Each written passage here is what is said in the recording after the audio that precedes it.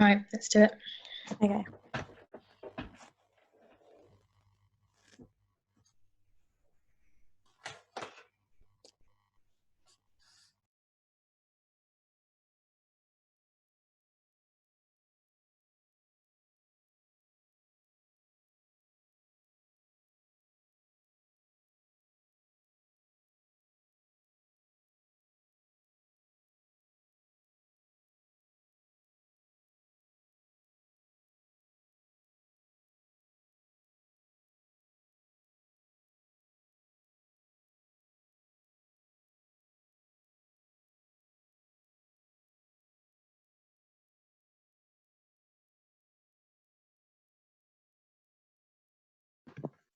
Hi everyone, welcome to today's afternoon session on energy stores. It's a GCSE Physics session and I'm really excited to see lots of you joining us once again. If you are new to the My Tutor online school, then the session is recorded. It will be an hour long and we'll have 45 minutes for content to be taught to you by the tutor, and then 15 minutes kind of at the end for questions. So if you'd like to send some questions through, then do send them through using the chat or using the Q&A function as well. And as always, as it's a GCSE Physics session, it will be led by our tutor, Preshayla. Preshayla has been leading all of the physics sessions so far on the online school, so you should know her now. But if you don't and you're new, then Preshayla studies physics at Loughborough University and this is her fourth year as a tutor with us. So I'm going to hand over to Preshayla now to lead the session. Cool. So what we're going to cover today is energy stores. So we're going to talk about the different types of energy stores that we can have and how energy can be transferred from one form into another, and some examples of systems that do that.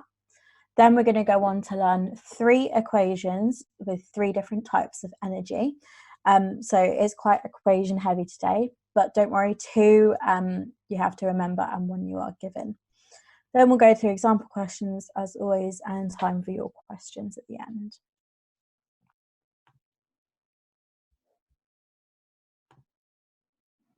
Okay, so energy stores.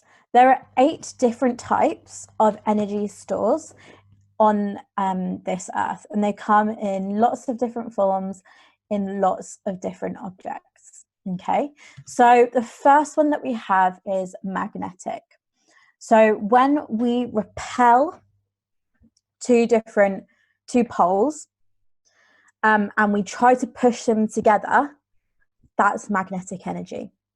Or if we have 2 attractive poles, so a north and a south, and we try to pull them apart, that's magnetic energy. Okay, so if you've ever tried to get a south and a south and force them together, I'm sure you have, everyone's done it, and force them together, that's magnetic energy. Or if you try to pull 2 magnets apart, that's magnetic energy. Okay, so a magnet just sitting there on its own does not have magnetic energy. Only when we try to repel the poles and push them together or pull them apart is magnetic energy going to kind of start.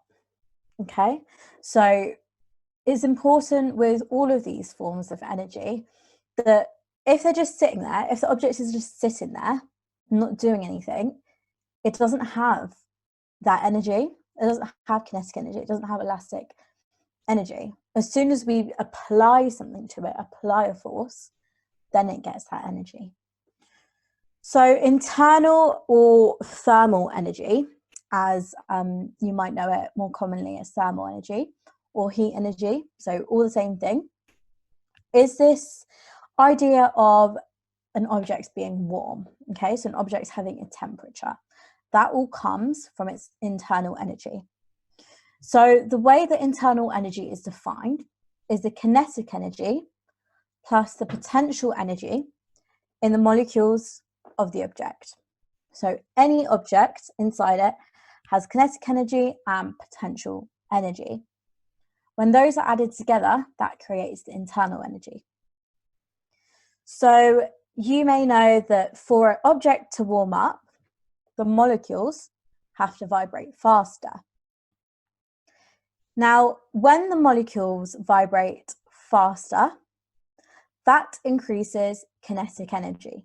So a higher speed means a higher kinetic energy, and we'll see that a bit later on. If we have a higher kinetic energy, we therefore have a higher thermal energy. Okay, so that's how they all connect together. Then the next type of energy that we have is chemical energy. So this is energy that is stored in the chemical bonds of materials. Okay, so for example, in water that has chemical energy, fuel in a car that has chemical energy. So it's stored in the chemical bonds between molecules. It's less common in GCSE, like it doesn't tend to come up as much. And the same for electrostatic and nuclear. So chemicals, this one here, this one here, this one here, and this one here, tend to come up less often than the other four, but they're still just as important. Then we move on to kinetic energy, which I'm sure you all know about. So that is just something moving.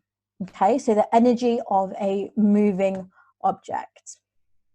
So any object that moves through the air has kinetic energy. But as I said earlier, if an object is just stationary, okay, so if an object is just sitting there, it doesn't have kinetic energy. Only when it is moving does it have kinetic energy. Okay, so let's take a ball, for example.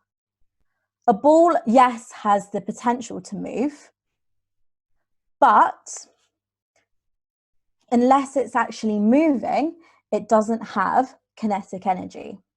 Okay. Then we move on to electrostatic, which is really similar to magnetic. So when repelling charges are moved together or attractive charges are pulled apart, that creates electrostatic energy. Okay, so it's seen in Van de Graaff generators. So if you're in the webinar where we talked about Van de Graaff generators, that will be familiar to you.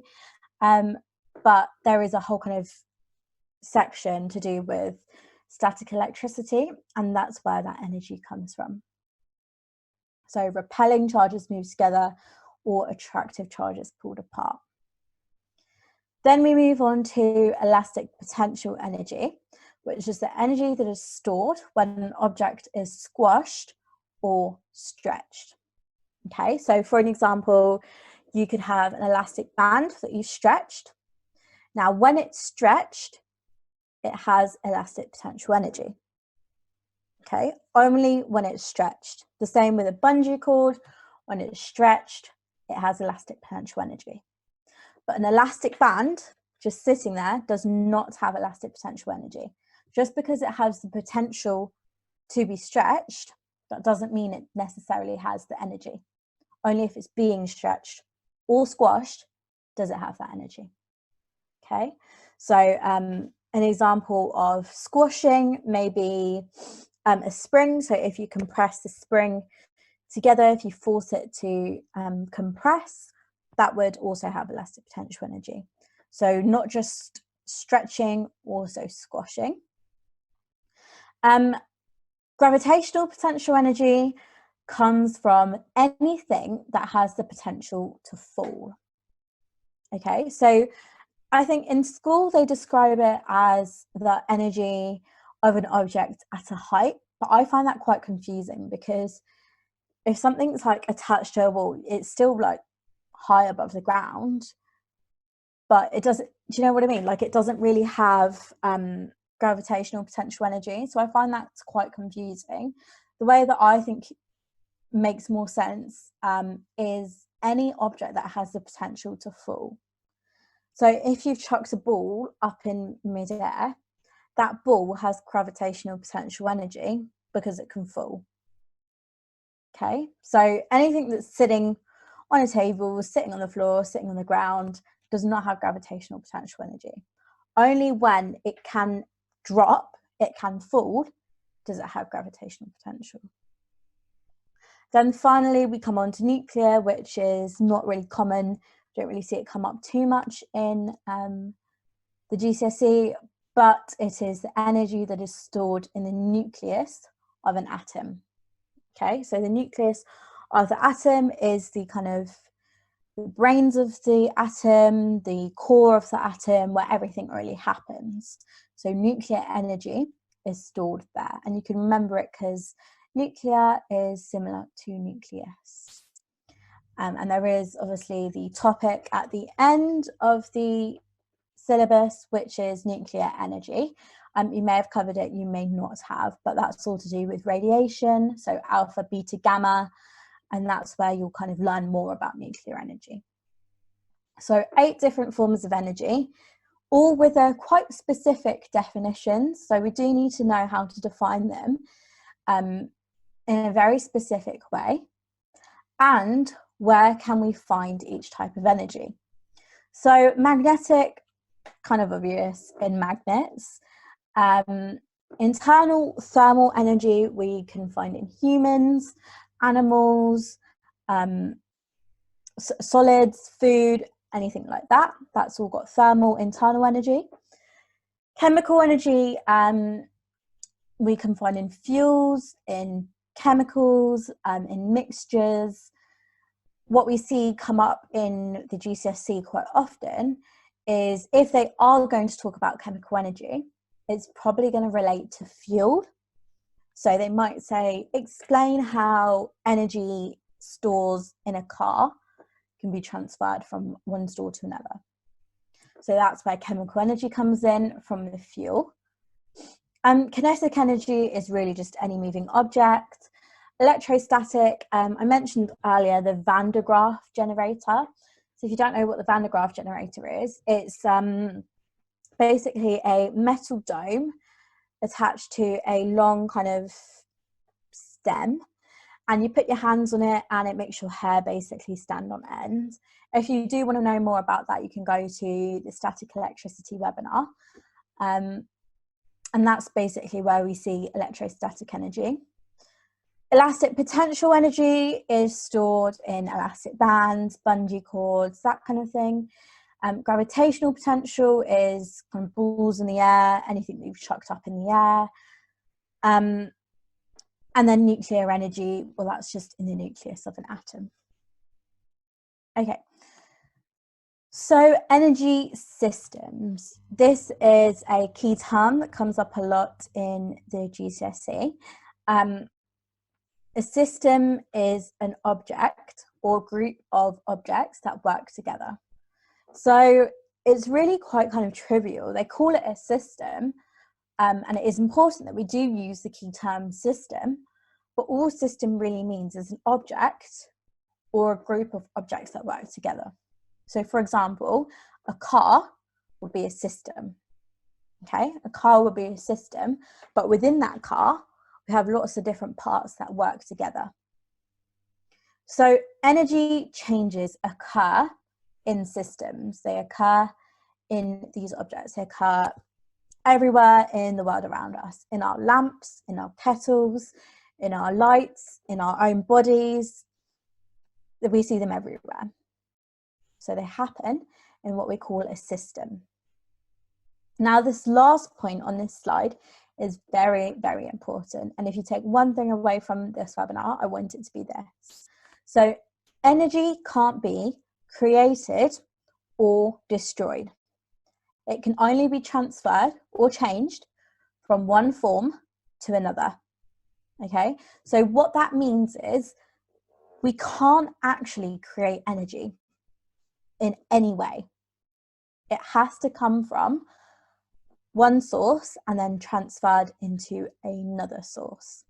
So try to refrain from using these two words, created or destroyed, okay, in your GCSE answers. Examiners don't like it and it's not scientifically correct, okay? So instead, we're going to be talking about changing energy from one form into another. So in the AQA exam board, which is where I take my webinars, I based them on the AQA exam board. It says that you need to know how to talk about the energy changes that happen in a few different common scenarios. Okay, so I've taken every single bullet point from the syllabus. So the AQA syllabus, I've taken every single bullet point and kind of made a slide about it. So don't worry, not missing anything. And I've really kind of just taken a point from the syllabus and made a slide, point and made a slide. So hopefully this gives you a really kind of well-rounded idea of energy. So the first scenario that we have is an object being projected upwards. So a very common scenario, obviously very common in sport and in a GCSE question. Maybe a student throws a ball up in the air, a tennis player, that kind of thing. So what are the energy changes that occur when an object is projected upwards? So let's say we've got our tennis player and he's got a ball in his hand ready to serve. So the first thing that needs to happen is his arm needs to move. Now that comes from the chemical energy in our bodies, in our nervous system, that allows us to make that move with our arm. So the first form of energy is this chemical energy. That chemical energy then gets transferred into kinetic energy to allow the ball to actually move. That kinetic energy of the ball then gets transferred into gravitational potential energy because it now has the potential to fall. It has height. It is above ground level. And then we have the ball falling back down to earth. So it's moving and it has kinetic energy again. And then our scenario stops. So we're going from chemical energy to kinetic energy to gravitational, back to kinetic. And then it hits the floor. Okay, so those are the energy transfers that happen in a object being projected upwards.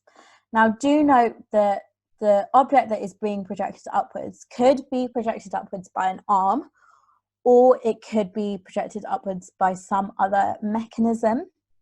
So do be careful that it's not always going to start with chemical energy. It may be some form of mechanical or kinetic. Okay, a moving object hitting an obstacle. So for this example, we'll kind of think about a car crash, what happens in a car crash. So first of all, the object is moving. So we know that it starts off with kinetic energy.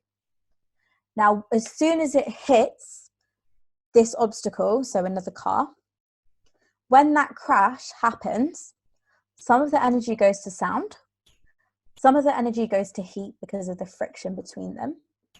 Some of the energy may go into kinetic energy of bits of the car falling off. So lots of different things that can happen in a car crash and lots of different ways that the energy can be dissipated. An object accelerated by a constant force. So this one, we'll talk about a car kind of just moving and accelerating on a road. Now, the way that this happens is using the fuel in a car. So the fuel in a car relies on chemical energy. So the first form of energy that we have is chemical energy. That chemical energy then gets changed into kinetic energy to make the car go, to make the car move. Now, kinetic energy, we know, is related to speed. So, as I said previously, a higher speed means a higher kinetic energy. And that's what happens when we accelerate. We go from a lower speed to a higher speed. So that chemical energy is being transferred into kinetic energy to allow us to accelerate. It doesn't always need to be a car accelerating. It could just be you pushing an object and accelerating the object. So again, doesn't necessarily need to begin with chemical energy. It could begin with some form of mechanical as well. So you could just be pushing the object along to make it accelerate. And the next one is a vehicle slowing down. So a vehicle slowing down needs to reduce its kinetic energy. So again, as I said, a higher kinetic energy means a higher speed. A lower kinetic energy therefore means a lower speed. So if we are slowing down, we know that we need to reduce our kinetic energy. Now, we know that we do this by applying the brakes. So putting friction between the brakes and the wheels and the road by applying the brakes. This takes the kinetic energy and transfers it into thermal energy or possibly sound energy. Okay, so it takes that kinetic energy and reduces it by changing it into different forms, such as thermal energy and sound energy. So the thermal energy is the brake pads heating up, and sound energy, you might hear a sound when you come to brake your car. So this allows that kinetic energy store to decrease. And if kinetic energy decreases, then our vehicle will slow down. The next one, I think the final one, is bringing water to a boil in an electric kettle. This is the most common one that we see come up in the GCSE. So it's important that you know which energy goes to which. So first of all, we need to put our kettle on. So we have an electricity, we have a current going through the kettle. That then increases the thermal or internal energy of the element. The element is just the thing that detects current and changes it into heat. Now, the internal energy is being increased, which increases the temperature of the water. Remember, internal is just thermal energy. Now, as we are boiling our water, our ultimate goal is really to increase the temperature. We want it to get boiling. But unfortunately, some of that energy is wasted to sound and possibly kinetic. So when you are boiling your kettle, you probably hear it boil and you probably see the water start to jump up and down. That is wasted energy. Okay, so it's lost to sound and kinetic. Lost doesn't mean destroyed. It's absolutely fine to say that energy is lost. What we really mean by saying energy is lost is that it's kind of dissipated into wasteful energy. It's lost to us. We have no use for it. And it's important that you know what is useful and what is wasteful in different scenarios. So, for example, in a kettle, the useful is thermal, because that's what we want our kettle to do, just boil the water. We don't care about anything else. But the wasteful energy is sound and kinetic. We don't have any use for that energy. Another example is a drill. So if you're drilling a screw into the wall, the only energy that is useful to us is that kinetic energy, right? The only need that we have for the drill is that kinetic energy to get the screw in the wall. But there is some wasteful energy as sound, so we can hear the drill, and heat because of friction between the screw and the wall. Okay, so some of that energy is going to be wasteful. It's inevitable. So how useful an appliance is something that we need to think about and something that you can be asked. The way that I like to think about it is imagining myself actually using the appliance and thinking about, what do I want this appliance to do? How does this appliance help me? And that's the useful energy. And then I think about, okay, what else does the appliance do? Does it make a sound? Does it warm up in my hand? and therefore that allows me to think about what the wasteful energy is.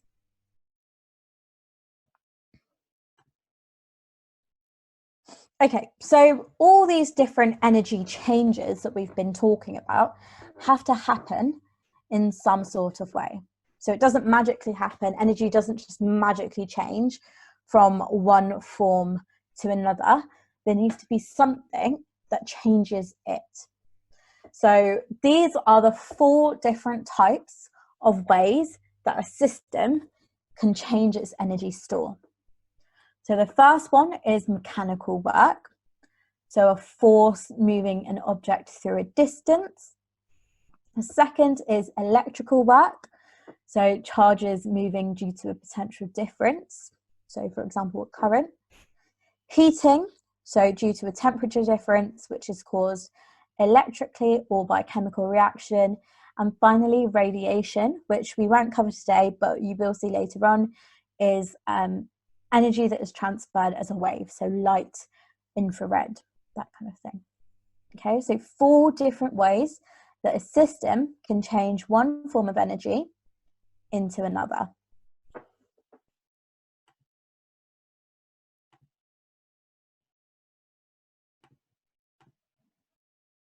Okay, so now we're going to move on to our equations.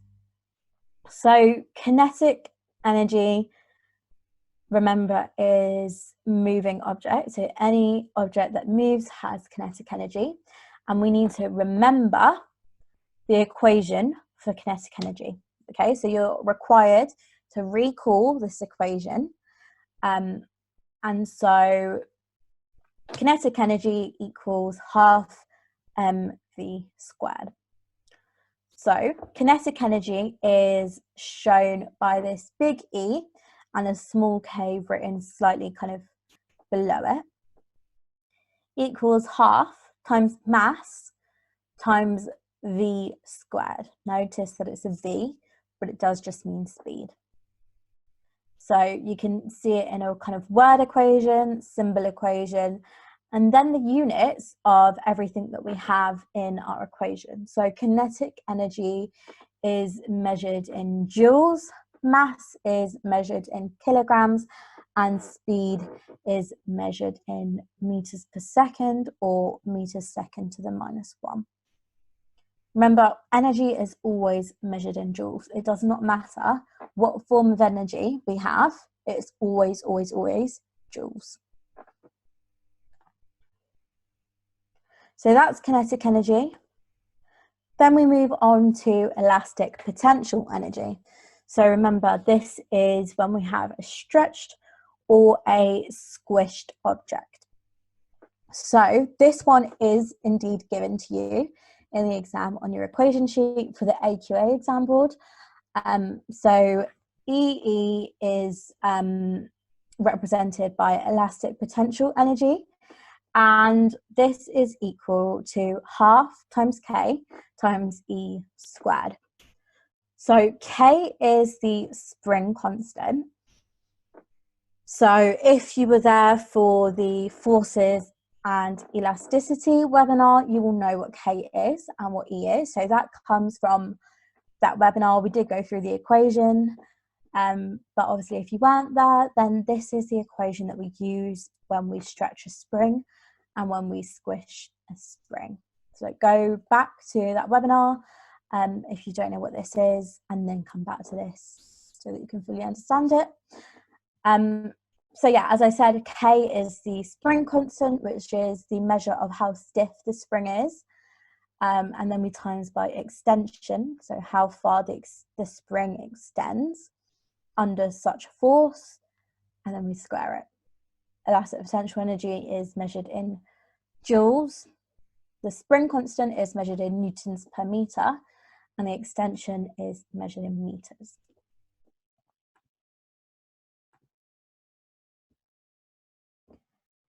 Gravitational potential energy is what we have when we have an object that has a potential to fall. So an object's above ground level that is not being held up by anything. So gravitational potential energy is denoted by this E with a small p. Notice that it's not a small g, it's a small p, which equals mgh. And again, we need to remember this equation. So gravitational potential energy equals mass, m, times gravitational field strength, g, times height. Mass is measured in kilograms. Gravitational field strength is measured in newtons per kilogram. And height is measured in meters. So gravitational field strength, well, let's talk about that. So gravitational field strength on Earth has a value of 9.8, which you're required to remember. However, that is only applicable for Earth.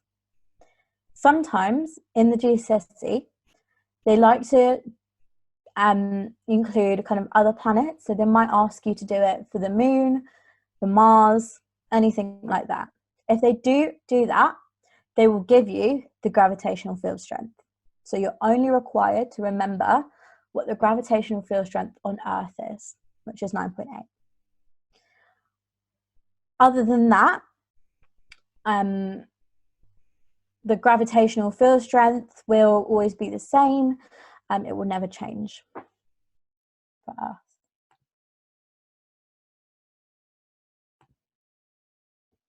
Okay, so that's all the content. We're going to go on to some quick fire questions now. So if you could please put your answers in the chat so that I can see if you guys are on kind of the right lines, and we'll just go through these questions to consolidate your learning. So what is the name of the energy stored by a moving object, and where might elastic potential energy be stored?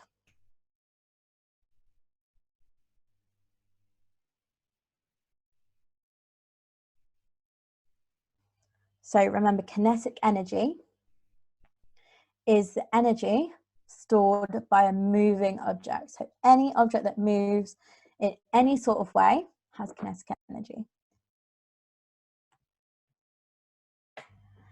Then for the second question, where might elastic potential energy be stored? In a stretch catapult, in a catapult stored in a cupboard, or in a candle? So it is indeed the first one, which a lot of you are saying, which is great. So yeah, elastic potential energy would be stored in a stretched catapult. So remember, only when it's being stretched is it stored. If the catapult is stored in a cupboard, yes, it will have elastic potential energy when we stretch it, but if it's just at rest, if nobody's touching it, it's not being stretched and it doesn't have elastic potential energy. And then for the next one, what is the main energy transfer of an apple falling from a tree? And what is the main energy transfer for a long distance runner?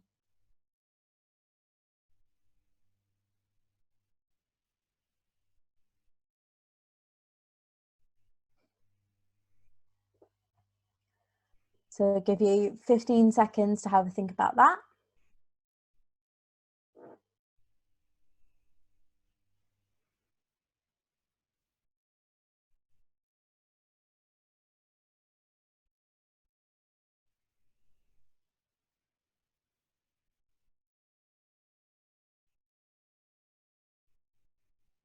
Okay, so the main energy transfer that we have for an apple falling from a tree is gravitational potential energy to kinetic.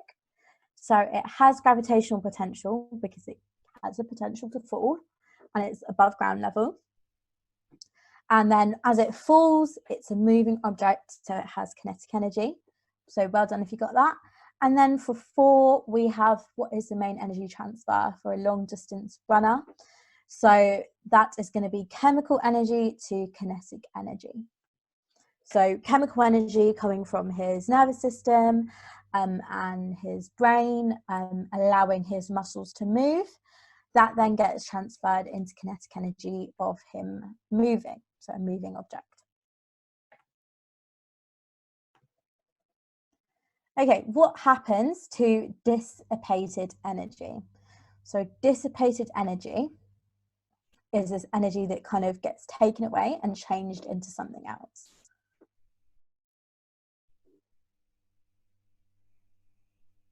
What happens to dissipated energy?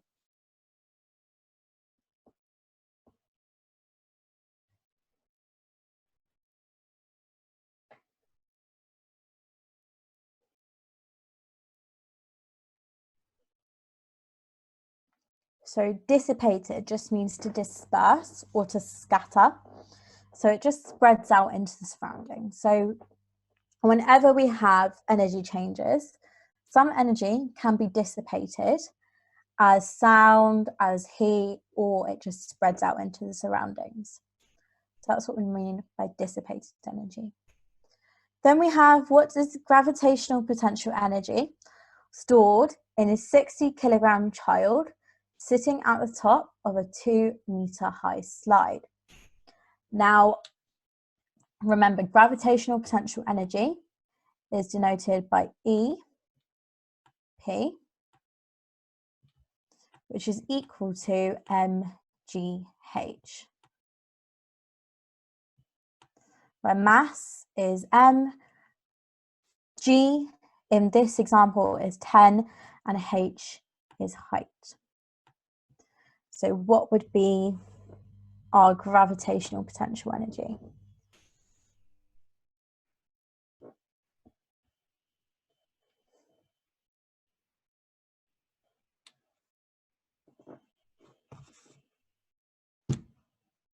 Great, loads and loads of you are putting 1,200, which is really great. I'm glad to see that you're interacting as well as understanding the content. So yes, it's mass, which is 60, times g, which is 10, times height, which is 2, so 1,200 joules. Okay, so for this one, we are doing one about elastic potential energy and one about kinetic energy. So for the first one, we are doing elastic potential energy. You've been given the spring constant as 25 newtons per meter. You've been given the extension, and they want you to find the elastic potential energy. If you don't remember the equation, don't worry, because you are given this one. It's just half k e squared.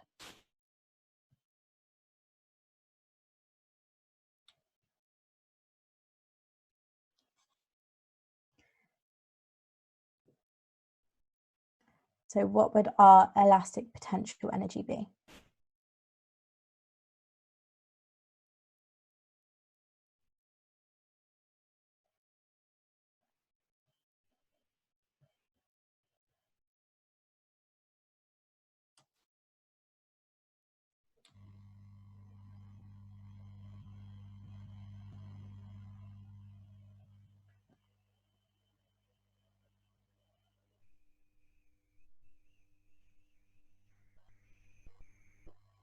So remember, the spring constant is k. So the spring constant is 25. The extension is 50 centimeters, but remember, it's always measured in meters, so it's 0.5. And we need to square first because of mass. So we square 0.5 first to give us 0.25, times by 25, and times by 0.5 to give 3.125 joules. So if you forgot to change 50 centimeters into meters, you may have ended up with the first answer. So do always remember to check the units. Then the second one, we have kinetic energy. So a 4 kilogram ball has 50 joules of kinetic energy. How fast is it moving? So this one is slightly harder, just because we're now not finding the energy, we're finding the speed. So EK, kinetic energy, equals half mv squared. Now they've given you M and EK. So we need to rearrange for V, and this can be a difficult rearrangement. So we need to rearrange for V because that's what we're trying to find out. How fast is it moving? So we're going to times both sides by 2 to get rid of this fraction, so that we get 2 EK equals mv squared. Now remember, we want to get V on its own, so we can divide through by M. So we're going to divide through both sides by M, so that we get 2 EK divided by M equals V squared. Now to get V on its own, finally, we're going to square root both sides, so that we get V equals the square root of 2 EK over M. So now we should be able to work out V because we've been given EK and we've been given M. So put the numbers into the equation that we now have and see if you can work out what V is.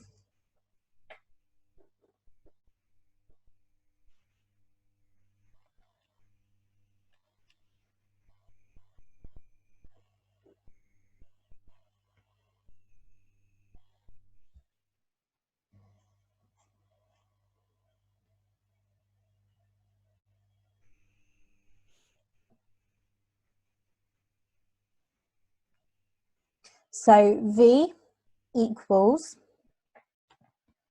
the square root of 2 times EK. Remember, EK is just 50.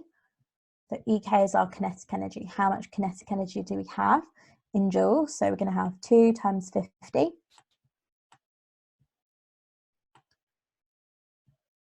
divided by M, which is mass, which is 4 kilograms. So when we plug all that through, we get 2 times 50 is 100, divided by 4 is 25. Then we need to square root 25, which gives us 5. So the correct answer is 5 meters per second. Notice that this is higher, and that is because of the rearrangement. So if you're higher tier AQA, you do need to know how to rearrange more complicated questions, more complicated equations. That's where kind of higher tier aspect comes from.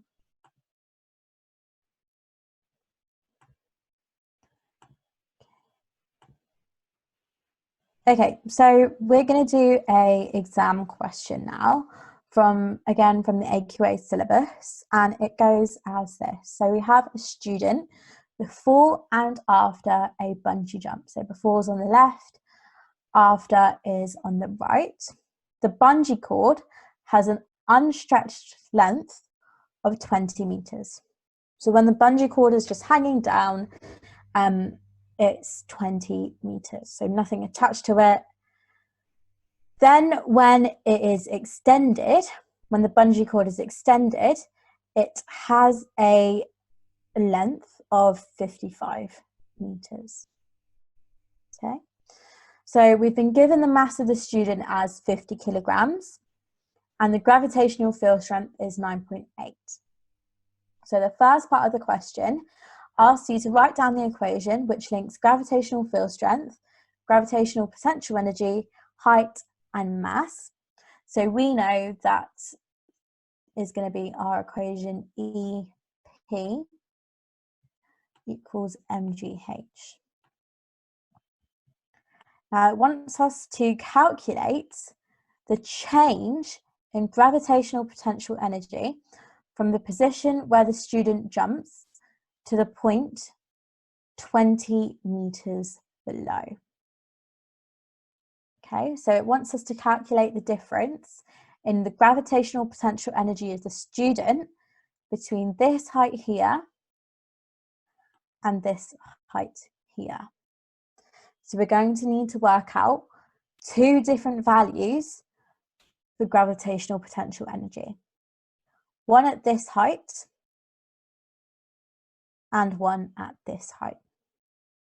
So let's first of all work out the height when she is higher up. So this height here, we can see is going to be 20 plus 55. So the height when she is standing on the bridge is 75. So let's work out her potential energy when she is standing on the bridge.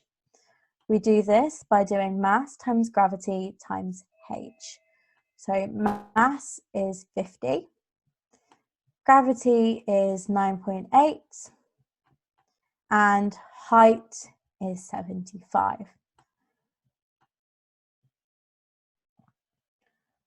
So if we put that through our calculator, what do we get out? So what is the potential energy when she is standing on the bridge?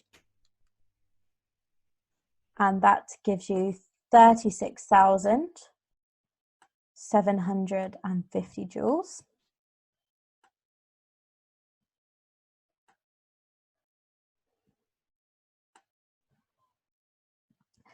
And then we need to find the potential energy at this point here. So the potential energy when it's 20 meters below has a height of 55 meters. So be careful that the height is not 20 meters, it's the height above the lowest point, so 55. So let's work out the next potential energy. So we do 50, which is mass, times g, which is 9.8, but now our height is 55. So our potential energy is now 26,950. So to work out the change in gravitational potential energy, we need to subtract one from the other. Okay, so we need to find the difference between them. So when we take them away, we should be getting 9,800. So when we take this away from this, we get that the change in potential energy is 9,800. Another way that you could have attempted this question is by first finding the difference in height and then just doing one calculation. Okay, so hopefully that makes sense. I'm going to take some questions now from you guys.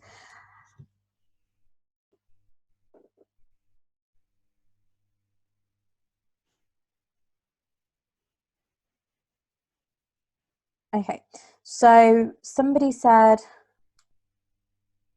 what's a Van de Graaff? So a Van de Graaff generator is that kind of metal dome that we have, which creates electric charge and can make your hair kind of stand up on end. You might have seen it at science fairs, open days. But as I said, if you do want to know more about that, then please go and have a look at the webinar on static electricity, because that is an important part of the GCSE, and that will tell you all about how a Van de Graaff generator works. If something is on a table, it can technically fall off. So does it have gravitational potential? Okay, this is a really interesting question, actually, because if an object is on a table, it can fall off, but it can only fall off if we knock it to fall off. Okay, if some force acts on it to make it go out of balance and therefore fall off. But the table's not going to cave in on itself. So unless it really does have the potential to fall, it doesn't have gravitational potential energy. Someone says, why is kinetic energy wasted when boiling water?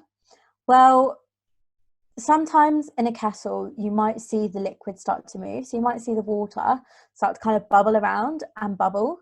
That's wasted energy because we don't have any use for the water moving. The water moving doesn't help us. only reason we need the boiling water is for the temperature, to boil food, to put it in our tea, in our coffee. So the actual moving of the water doesn't help us. It's not of use to us. So therefore we call it wasted energy. Is elastic potential energy stored in compressed objects? Yes, absolutely. That's the definition of elastic potential energy. If the object is compressed or stretched, then it has elastic potential energy. What does the E represent in the equation half KE squared? So the E is extension. So it's all to do with how a spring behaves when it's being extended. And the K is how stiff the spring is, and the E is by how much the spring moves when we apply a force to it. So it's half KE squared. But again, if you do want to know more about that equation and where it comes from, and about the required practical that goes with it, then do go and have a look at the forces and elasticity webinar.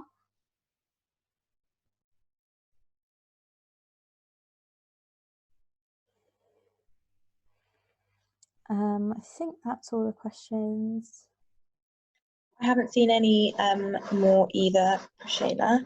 Okay. So if you don't have any more questions, everyone, it might be a good place to leave it there. Thank you so much for joining us all today for this session, and it has been recorded. A couple of you are asking questions about the maths sessions for last week when they'll be uploaded. Hopefully that will be all done by the end of today. And as Preshayla mentioned, we just had a question in saying, is this only for AQA exam board? So these sessions are done specifically for AQA, but a lot of the stuff and the knowledge in terms of the content can be applied to other boards as well. Obviously, when we're just looking at specific past questions, and they will come from AQA, and all the different exam boards just have the different way of wording things, and also a different mark scheme as well. So just bear that in mind. But thank you so much for joining us. And this was recorded, so you can watch it back again if you've joined up to the My Tutor Online School.